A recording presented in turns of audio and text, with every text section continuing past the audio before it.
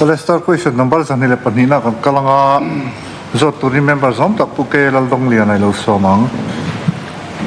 Who speaker Kalome Home Minister Changtu kan Minister Zawhna Chhanna tan ka Zawhna pakhanna chu kum sang ni le somni panga atanga sang ni somni paru January chhungin Home Department hnuaiah restricted tender hmanga na pe ka omem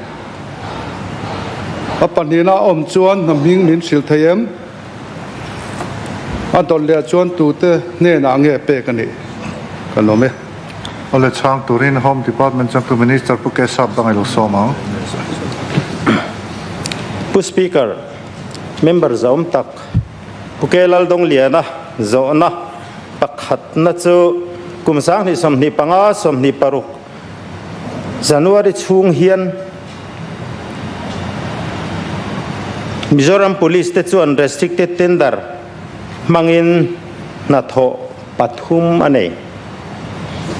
Zawhna pahnina chhanna chu hming te chu construction of type 2 quarter 2 unit number 1 for Kulikon PS 3rd Battalion MAP complex Molpui hming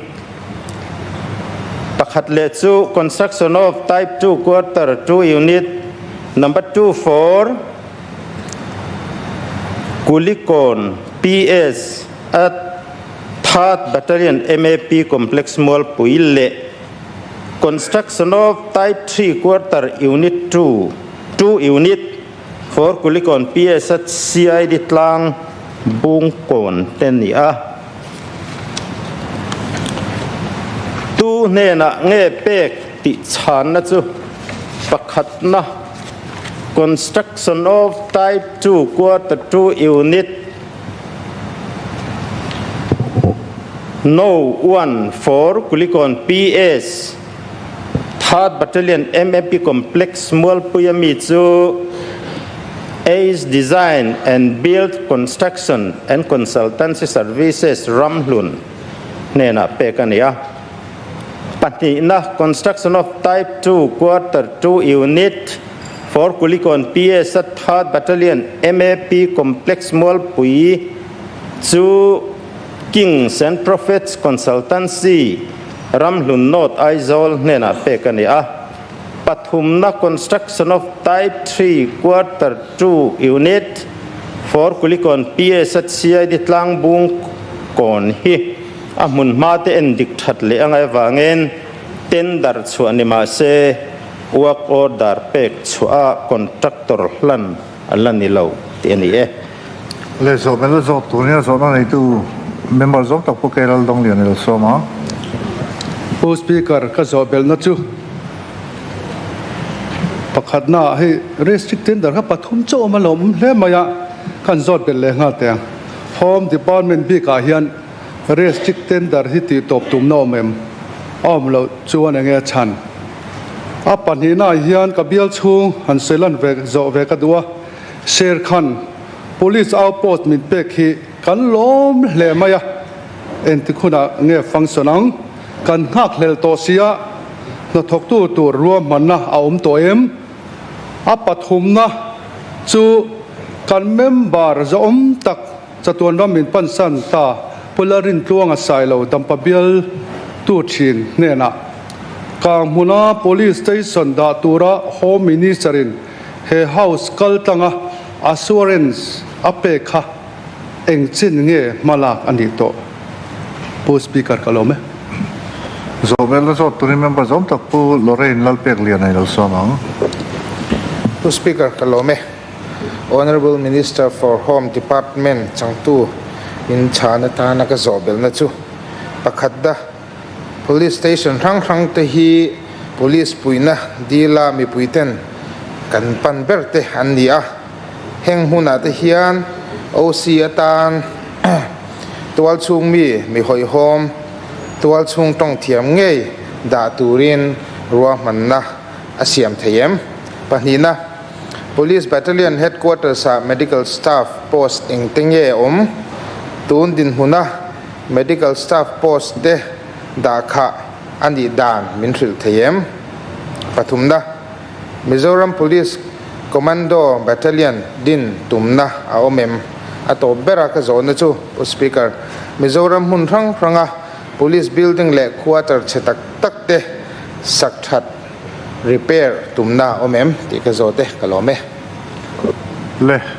sang turin Home Department sang turin ji chat puke sab na lo so mang Who speaker member Zawhbelhna K Laldawngliana Zawhna ka soi rang lu tu ka pu ti khal man long ti ka lao le dewa pu K Laldawngliana Zawhna Home Department B ka restricted tender tihtawp tumna omem restricted tender hi hetia department malena tihtawp lo thei ani chia lova athu nei tulam chu department dang ani a chu wangen hei restricted tender in ti thei in ni e tia thupe kan don chuan an ti maya ti thei lo ni e ti le an ti lo le maya athu nei na lai hi a department a om lo ti ka Chhanna ani a ten Serkhan Outpost hi tuna hianin order achuak to a atira chuan bit posin kan han dila in lu tur te po kan hau vek to a kum khadon lai chu in lu man hi kan bato nge ani ama ro chu mi hring kan la nei lo wang le outpost me tur chuanin han thuam bel ngai khalo la tama wangen fan lama te harsan kan lo nei de hlek bok nen tuna hian athu phung chang kanin pe to a police tuna training mek ten oma heng an chu hunah te hian bultan thei kanin be se tin Kanghmun PS ani chia lo outpost poni chia lova member zom tak mol min liam santa purin tluanga khanen mamo na shria in police pahni te pathum te alo duty ti thina hei hi regularize thalomi ti rotna khotlanga tang le biala tang te pon oma chu wangen regularize dan ngai to a beat post ani lo pon duty post tal omse atha ang ati sailan ani renga hei hi umzi mek zelania kan soi to angen har satna lian per chu mishing in dai lo hiania asum thei sham na huna hi chuanin lola in sum te ang kan han ti thina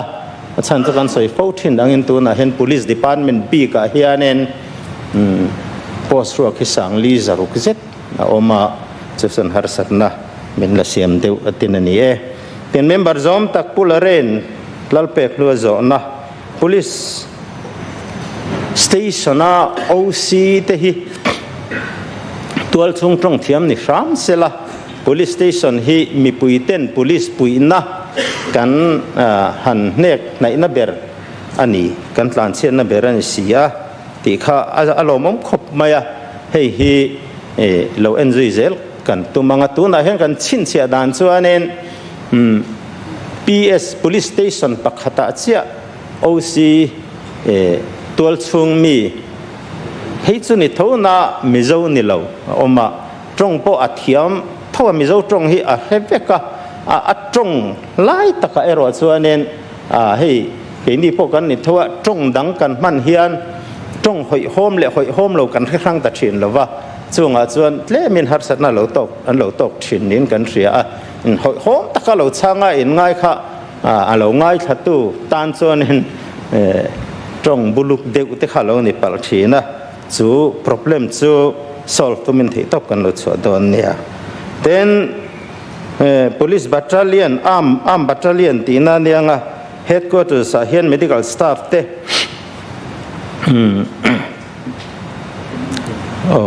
wanda no zo poseng zange medical staff poseng zange ti kha ani hei MAP First Battalion hianin medical chief senior medical officer post kan neya medical officer post kan nei tho boka apa nia doctor da kha chu kan in dai lo em awangin pakhat oma tin third map a pakhat doctor omboka fifth ir omboka adang zonga hi chuanin kan battalion a hian doctor post chungin kan da theilova poi kan ti hle maya chan chu doctor lam in dai lo wang ani amaro chu doctor omlo na hmuna hian staff nurses senior nursing officer kan ti te nursing officer kan ti te pharmacist ti te laboratory technician ti te thei angin kan hanin da shama chung chuanin kan har serna zol pui chu apuru ve devin kan ria ani pen Zawhna pakhat le Mizoram Police Commando Battalion din tumna omem ti ania hi soiri khauthena nia amaro chu a battalion hi chuanin din hi kan din monin alama mo san palove ti ani ti chuan a company emo a engemo deuh hi chuanin tlema zong hi chu indin a thalomi ti ngai dana oma tuna hianin kan officer ten commando han train tir lai mek te po an nei ani ti chuan a platoon dinania company din tum alani le anga heti laya kan ro om chu state chen nai vela an commando battalion an commando ti ang vel hi chu kan police battalion zong hi chen velan commando te a hian kan chung ma zo gani chu wangen commando battalion pariat lai ne kan in ngai ti taila kan lo tong sual pal ani pon kan ngai dan pakhat chu ani ve devani tin a Zawhna top ber kha police quarter chhelu tuk hi tinin ka ria ni hei po hi ni sina kan soyang khanin a survey le anga repair chi enge an ni a replace chi ti te tuna chun survey chhovek to ni a chumi yang chuan fan kan hu dana zerin ahmatiamin atrul ber tanga thlangin repair tu mani kalome